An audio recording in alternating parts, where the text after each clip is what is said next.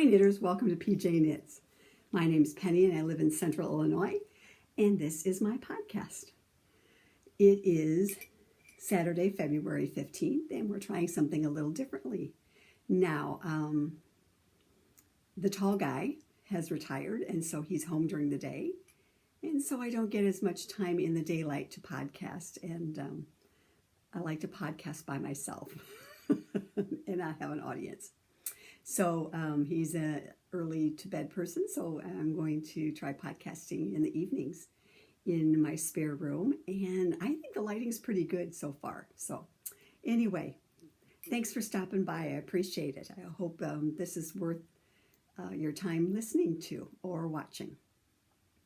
Gosh, I've got a few things to talk to you about since January thaw. Knitmas has come and gone, and I received my Knitmas gift, and I wanted to share that with you today. And my partner, the person who had me, was Becky, wrapped in wool, and I got this cute little card where she spelled out some of the things for me. She said, the hand knit is the Land of Sweets cowl by Helen Stewart, and she got some minis in an advent calendar and immediately thought of me. And thought I would like this style, which she was like right on it, to put underneath a coat. And she gave me some chocolate as well from Finland, and it was a Finnish brand called Fazer, and I have ate my last piece today. I was storing it up for some time, and it was yummy, Becky. Thank you. So I'm going to start with what was in the package. Well, let's start with this. Have you any wool? She did a lovely cross stitch. I'm going to pull it down so you can see it.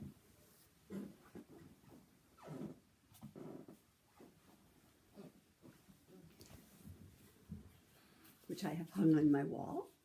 That's super cool. I used to cross stitch at one point in time as well, and I haven't done so much lately since I've been doing all the knitting, but I hope to get back to it. So this is a special place on my wall. And then included in my gift was some yarn. This is called Journey Sock, Lake Francis Sunrise. And I think this is going to be a beautiful pair of socks for me. Maybe I'll put it into a shawl. I haven't quite decided what it's going to be yet. But anyway, I'm looking forward to that. And then, because she knows that I love Peanuts, Snoopy, I also had an ornament that I will put on my tree. I have a Snoopy tree that I put up every year for Christmas that is solely Snoopy.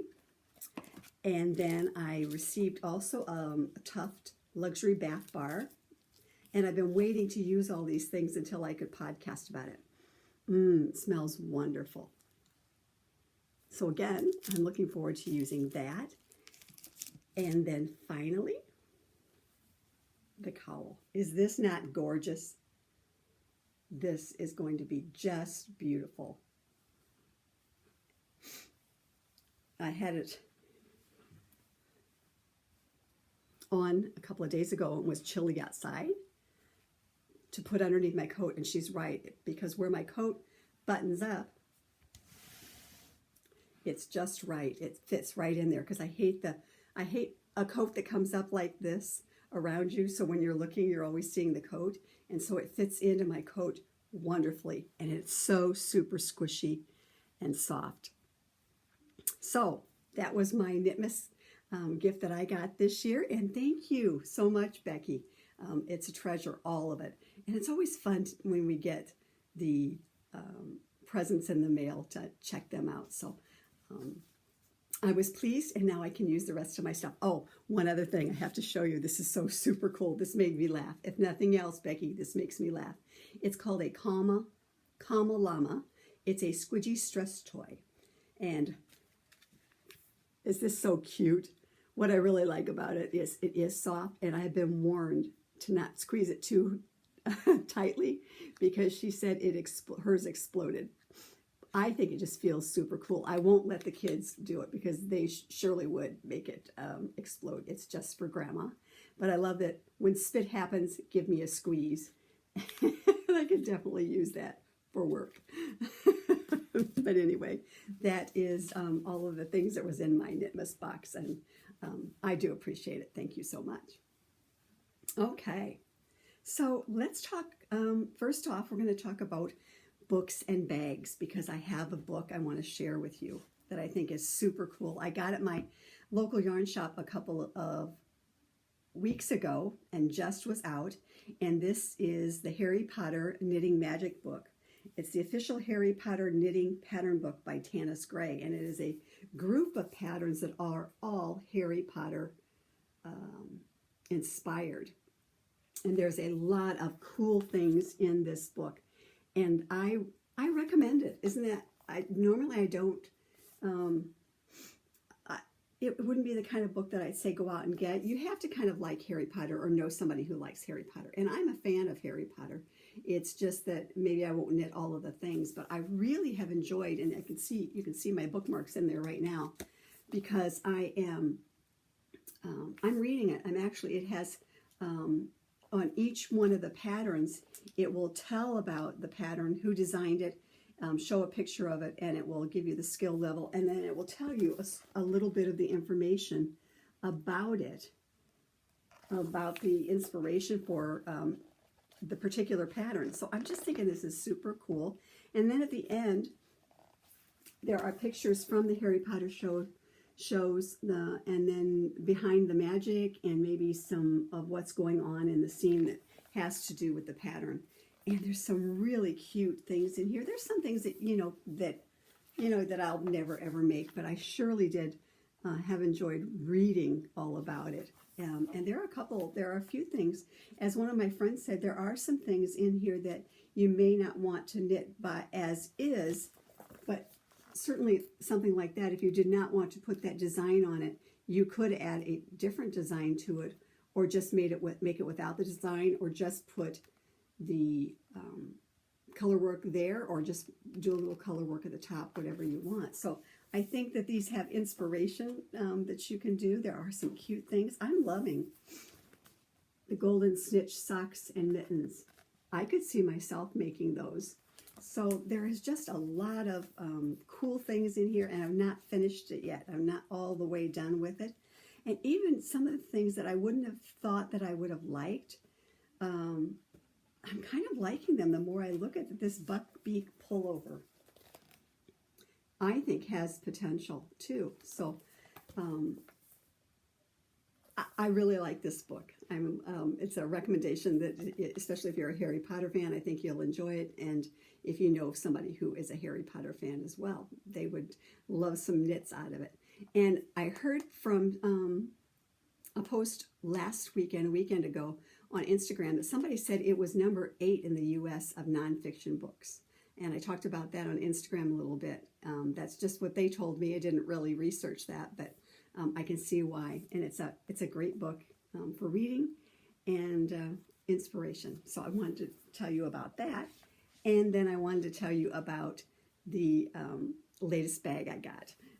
I said some time ago I had bought a By the Bay bag in slate blue.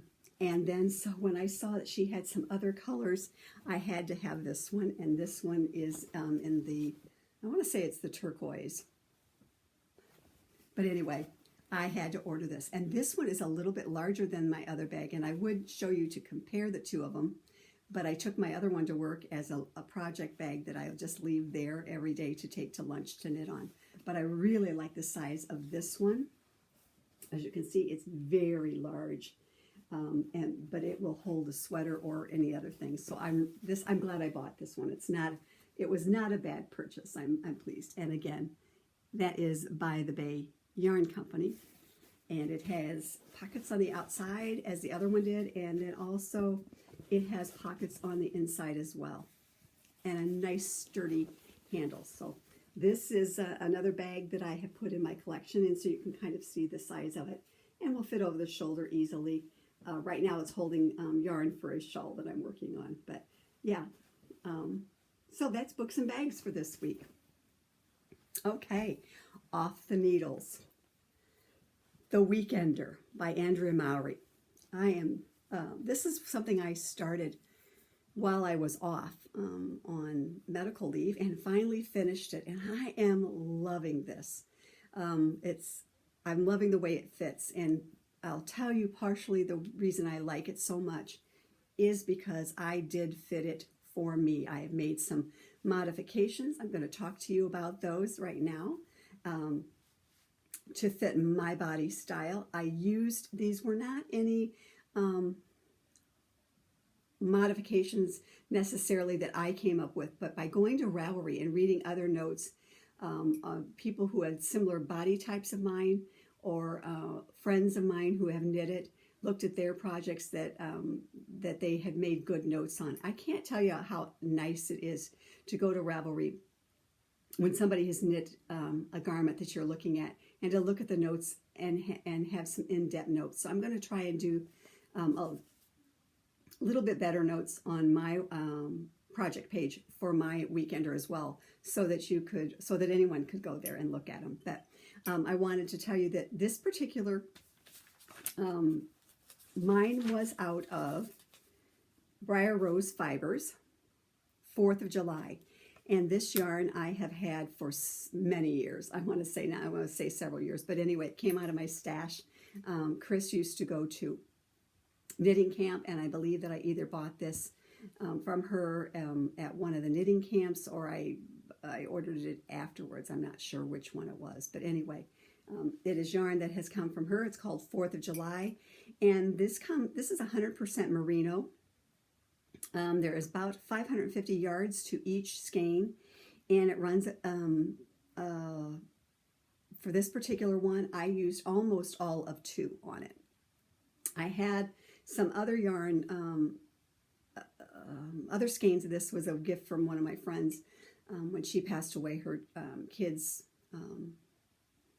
got rid of her yarn, and so there was some more of this yarn in her yarn that they were getting rid of. But it was it had even darker tones than this one did. So I was prepared to use it on the sleeves if I had to, but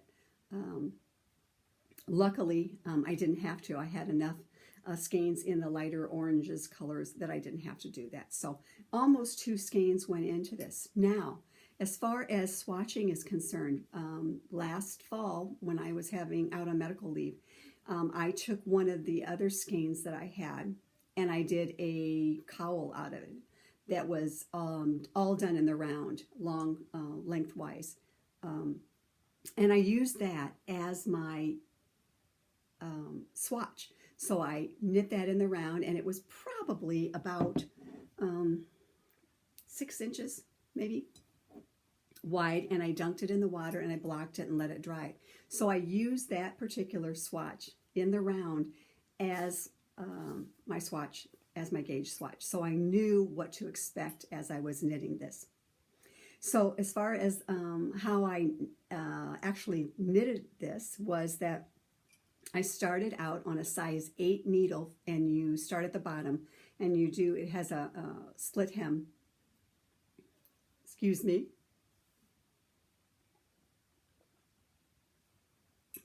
split hem. The suggestion was a tubular cast on, which I did not do. I was lazy, and I did the long tail cast on, and it was perfectly fine by doing that. Perfectly okay with that. I started out, like I said, with a size 8 on a size 8 needle. I cast on originally enough stitches for what is known in the current pattern as size number 4, which I equated to be about a large. So those are the stitches that I cast on. In the back, for the back hem, the suggestion was 2 1/4 inch for the rib, and I went to 3 1/2. On my front, it was suggested 1 1/2, a little bit shorter, and I went 2 3/4 because I wanted a little bit longer ribbed hem, because I'm always worried about that split hem and not being large enough that maybe wants to flip on me, and I don't need I don't need my hems flipping up at me. I got enough going on there down below, around the hips, that I don't need anything flipping. So I did those a little bit longer to accommodate for that, I was hoping. And then when I joined this together at the bottom, I switched to a size 9, and I had enough stitches for like I said, a size 4. And what I did is I decreased about 15, 18%. Anyway, I went to 200 stitches. And that is a technique that Susan Rainey and Sally Rainey used in their pickpocket hems. And so I've been going with that kind of thought process on mine as well, on my ribs at the bottom, and has worked great for me to not do things that I didn't want to do as well. So kudos to both of the Rainey sisters, because that's where that idea came from. It simply was not mine, it was theirs. And I've just continued using it because I liked it. And so when that happened, it turned out to be about 2 stitches less than a size 2, which is, I equate in my terms into a small. And so I just wanted to kind of share my thought process, because I always want my sweaters to fit my body. And this one was such that it had a lot of ease to it. And I knew that I did not want that ease. I wanted mine to be, as perhaps you saw when I sat down, I wanted it to be straight. I don't need any more, as you can see, I don't need a lot of extra width here, because when they get boxy, I just look wider, and I just don't, and I personally don't like that. For me, I want mine to be a little bit closer fitting. And so I was pleased with the fit that I got based on what I did. So just to give you a visual of what my thought process was based on that good gauge swatch that I had. And when I do a gauge swatch, I try to always, in the beginning, I try to measure before blocking and after blocking, so I have sort of an idea. So here's my notes. The pattern gauge itself was 4.5 stitches per inch. Now, when I did my swatch before I blocked, it came out to be about 4 3/4 stitches per inch. Then, after I blocked it, I looked at it again, and it looked like about 4 3/8 stitch per inch. So when I subtracted the 4 3/4 from the 4 3/8, I came out to a 3/8 inch difference between what was my pre-blocking and after blocking. It grew about 3/8 of an inch.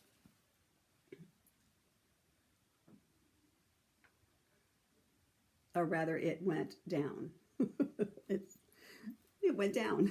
Anyway, I went from 4 3/4 to 4 3/8, different of 3/8 inches. Okay. So then at 200 stitches, I measured it unblocked as it was, and I came to 4 5/8 inch.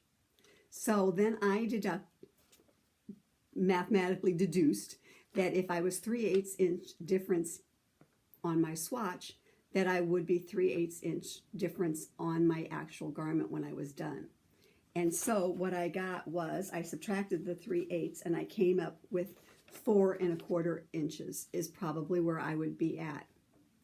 Because when I blocked this, I laid it down. I didn't stretch it out. I laid it down and just let it fall where it was at. I didn't want to pull on it, because I knew I didn't want any more to that. I just laid it down as is and patted it down. So with that thought of being 3/8 inch afterwards and coming to 4 1/4, I took my 200 stitches and I divided it by 4 1/4, and I came to the conclusion that it would be 47 inches around, and that is just where I wanted it to be, at the hip and all the way up through the bust. So that was kind of my deduction, or my assumptions were made based on my before and after gauge. And that's why I try to do this every time that I do a swatch for a garment, because I want to know what it looked like before I blocked and what after my swatch, and go with those possible numbers in the end. So I hope that was helpful and made sense to you. Again, it didn't grow. It just laid right down like it was, and it actually didn't grow. It went smaller, and it got just where I wanted it to be. But it was all based on my swatch from the very beginning. So I hope that was helpful. What I did then is I actually knit my weekender 1 inch longer, because I wanted, again, and that was measuring from the cast on. So I think theirs was around 15. I wanted mine to be about 16 inches. There was shoulder shaping And I think she had you do wrap and turn, and I actually did the German short rows. And I always have to look those up, but I really like those because you cannot see it very well. And so I think it turned out really, really good about with that. Again, I have something in my phone, an interesting thing. I keep notes, knitting notes on my phone under notes, and this is one of the things that I keep in there. Is I keep some notes on how to do German short rows. So if I'm out and about, I can pull up the notes. The other thing I also do is in my notes, I carry this around. It's my sweater notes, and I put into it everything that I like about a sweater. What my ideal back length is, what my ideal sleeve length is from the underarm to my wrist, and I have sleeve length underarm to 3/4. I have my upper arm circumference here because it's important to me that they fit and not be too big or not be too tight. And I also have where I need to start my decreases at on the arm. I know that from the underarm, where I like my underarm, to about it right, the non-fat part is 7 inches, and that's where I need to start the decreases so I can get a skinny wrist, because that I have a skinny wrist. That's the only thing that's skinny on me, that and the fingers. But anyway, I have that in there. I have my wrist measurement. I have waist decreases, where I want those if I was doing weight decreasing throughout the waist, where I start those and where I start going back out for the hip decreases. And then I have a bottom hem width, and then I also have my notes in about the ribbing, not cinching in on top-down sweaters, what to do, increase or decrease. So I have those all in my notes in my phone, and I keep those because then it's always with me when I'm knitting, and I always know if I need to make modifications to a pattern along the way or what I need to do. So a little tip that I use, and it's always there. I don't have to carry a piece of paper around or try to remember. It's right there for me. So then again, back they had the German short rows. I did that as well. And on the neck, I read from Babs Butterfly. One of her notes is that she cut down the opening here, and that's what I did as well, because otherwise the ones on the pattern, if you look at it, it's way out here, and I didn't want. I have such narrow, rounded shoulders that I didn't want that hanging off, and I wanted it to be a little bit tighter. Now, for some, it may be too tight, but that's up to you. And one of the things is this bind off that Andrea Mowry did on hers. On it, it's a little tight as well. I wasn't a fan of this, but I did it because that's the way the pattern called for. It tightened it up a little bit as well. I did it. It was tighter than a normal bind off would have been. So. I'm okay. I'm living with it, and I don't see it as a problem for me, but others might have a problem with that and would want to make it wider, more towards the pattern. I liked the idea that Barb gave on her pattern page that she did, and so I just ran with that as well. So it wasn't my idea. It was somebody else's off of Ravelry, and it was all based on good notes in project page, which I do appreciate again. The sleeves, I picked up extra sleeves, as I've talked about, sleeve stitches, as I've talked about before, because I need more than the normal pattern calls for, which is fine. And then I just did my normal sleeve down to here and started decreases and worked them so that they would measure out to where I wanted them to be. And I had no issues with that as well. And it's really all based on, keeping those good notes and knowing when I had to stop it. I did try it on because of the way it came off the side here, and so I knew that at some point, maybe at some point in time, that I might have to start those. I might have to do them more quicker or sooner or more often, and it worked out as it went.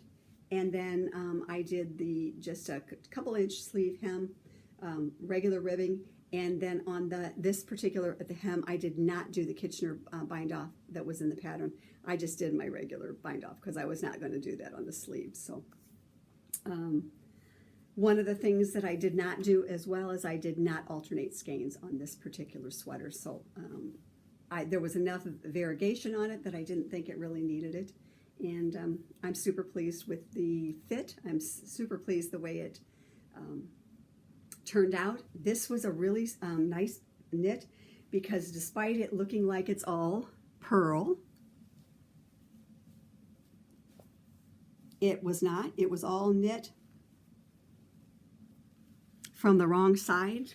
So you were knitting, and when you came to the centers, you did particular stitch there every other row, and I just had markers there to signify when to do that. And so it was a piece of cake. You're round and round and round. You hit that marker, you did something, slip the marker, go around, and you just kept right on going, all in stockinette until you got ready to split. So super, super fun pattern. I recommend it. A friend of mine said today, would you make it again? Yeah, I would make it again, but I very rarely make the same thing a second time. So no, I would not. But I did like doing it. So I was a little late to the party doing it, but I enjoyed it. So anyway, so that is what is off the needles. Time out. What's in time out? A couple podcasts ago, I talked about the tasting menu KAL, Mystery Cal. That one's in timeout. Other things like this and a couple other things that I want to be knitting on have taken precedence. So I put it away, not permanently, but for a while, because I want to be, there's so many things. Am I the only one? There is so many things out there that I want to be knitting on right now, as is evident to the pile of bags that I see standing over there and things that are in my brain wanting to knit on, and the things that I've cast on. Or brought back. The other thing is the lamb scarf I talked about a couple of episodes. Again, I put that away. That's a Christmas thing for next year, so that's way out there. Summertime, fall time next year that I'll get back to that. Whips. What's on the needles that right now that I got to knit on? Well, I have brought something back from a while back. Once I finished this sweater, I felt the need to keep on knitting on sweaters, and I had this sweater on the needles for a couple of years. I've had the back done for some time. This is called Ouzo by Baby Cocktails, and I bought this yarn at Stitches Midwest at least 2 or 3 years ago. And so I pulled it back out because I want to wear this spring. And this is the back. It's been done for some time. Okay. And so right now I pulled out so that I could get going, because I really want to finish some whips that are sweaters, but I want to knit on some sweaters as well. So right now I am working on the front, and this is the pocket piece. And where it looks kind of narrow, it is just rolled under right now. And when I block it, it will pull out as well. So, and again, this one is not one that's necessarily meant to overlap, which is not my norm, but that's, we'll give it a try. So anyway, that is Ouzo. And this one is, I bought the yarn when I bought it at Stitches Midwest, so it's been 3 years ago probably. It's Magpie Fibers Solstice.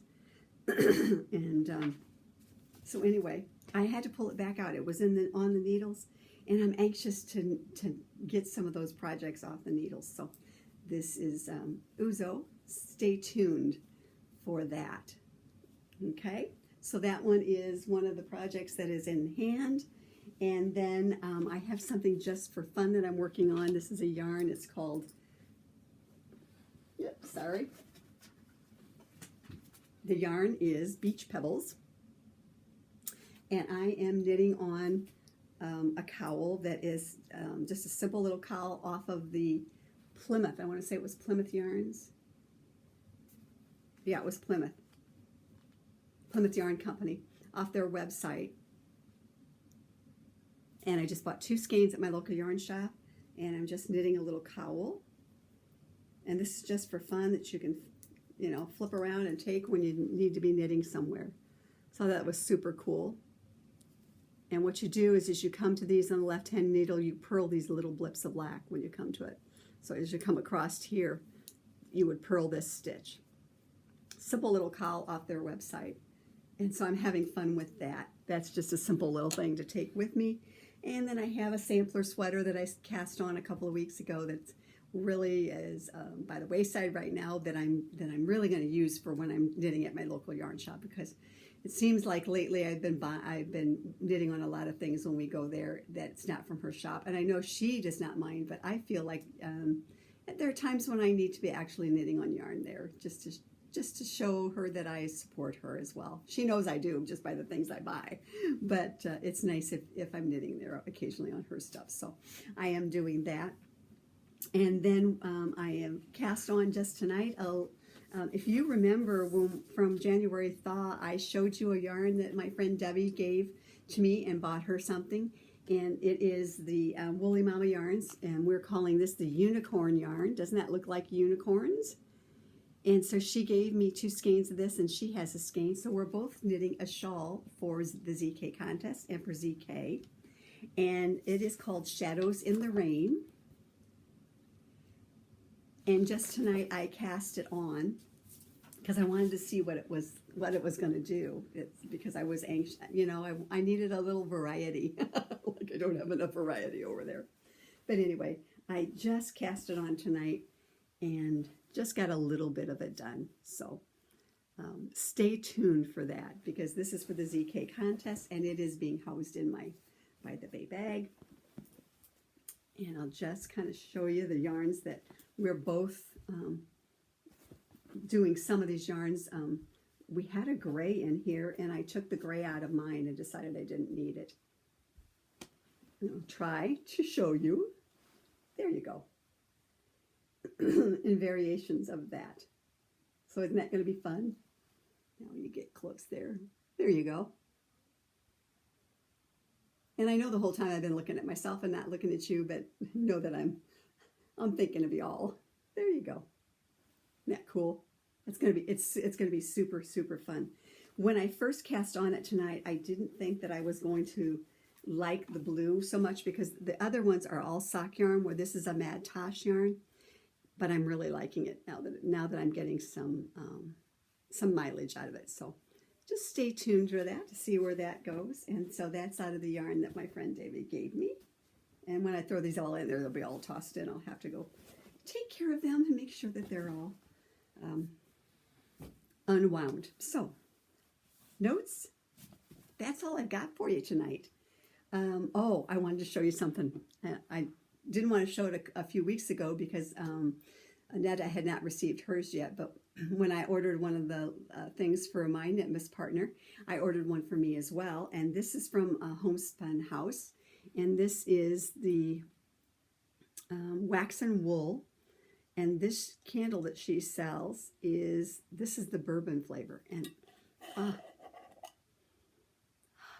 wish it was Smell-O-Vision YouTube. I'm going to go light this and warm up my coffee, and then watch a little TV on a Saturday night. We have had this week, we got about, I don't know, 3 or 4 inches of snow on Wednesday, Thursday. Started Wednesday into Thursday, and then it got cold, like 2 below. And so we've had some cold weather. It was beautiful, beautiful snow, because the next day it was still cold on the branches and all this. It was just beautiful out there, and they got the roads cleaned off pretty quickly, so it wasn't too terribly bad. But it was a little cold, perfect for wearing sweaters, as February would be. So it was okay. It was all right. We got through it, and that's your weather report from Central Illinois. So. Again, thank you so much for everybody tuning in. I appreciate it.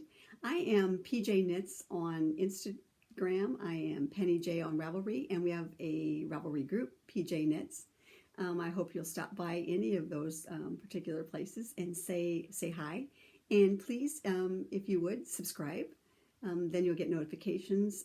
That's all you get, is a little notification telling you that, that there's a new podcast up. So.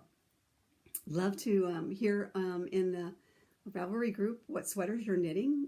We've got a long time before June, before summer of shawls starts up, but in the meantime we'll be knitting sweaters, and in the weeks to come we're going to continue knitting on sweaters, and we'll talk about some more sweaters on the needles. I hope you're having a great February. Hope you had a great Valentine's Day. If you ours was quite quiet, but that was all right as well. So until next time, thank you for joining us, and listen to the world attentively and then write your own story. Hey, and have a laugh too. That's most important. Laugh a little. See you next time. Bye.